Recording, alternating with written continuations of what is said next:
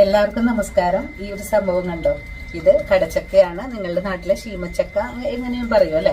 പക്ഷെ വളരെ ഹെൽത്തിയാണ്. ഇപ്പൊ ഡയബറ്റിക് പേഷ്യൻസിനും അതുപോലെ തന്നെ വണ്ണം വെക്കാനൊക്കെ ആഗ്രഹിക്കുന്ന ആൾക്കാർക്കും ഈ ഒരു ചക്ക തേങ്ങാപ്പാലിൽ പുഴുങ്ങി കഴിക്കുന്നത് വളരെ ഉത്തമമാണ്.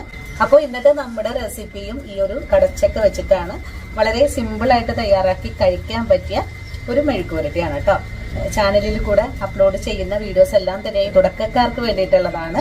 അപ്പൊ നോക്കാം എങ്ങനെയാണ് കടച്ചക്ക വെച്ചിട്ട് നല്ലൊരു മെഴുക്കുവരട്ടി തയ്യാറാക്കി എടുക്കുന്നതെന്ന് നമുക്ക് നമ്മുടെ വീഡിയോ കൂടെ കണ്ടു നോക്കാം. കടച്ചക്ക മെഴുക്കുവരട്ടി തയ്യാറാക്കി എടുക്കുന്നതിന് മുമ്പായിട്ട് നമുക്ക് ഈ തോലൊക്കെ ഒന്ന് കട്ട് ചെയ്ത് മാറ്റണം. അതിനുശേഷം ചെറിയ ചെറിയ പീസുകളായിട്ട് ഒന്ന് കട്ട് ചെയ്ത് കൂടെ എടുക്കണം.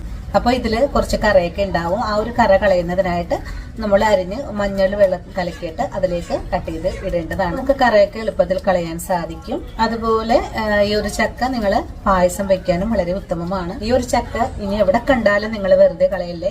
ഒരെണ്ണം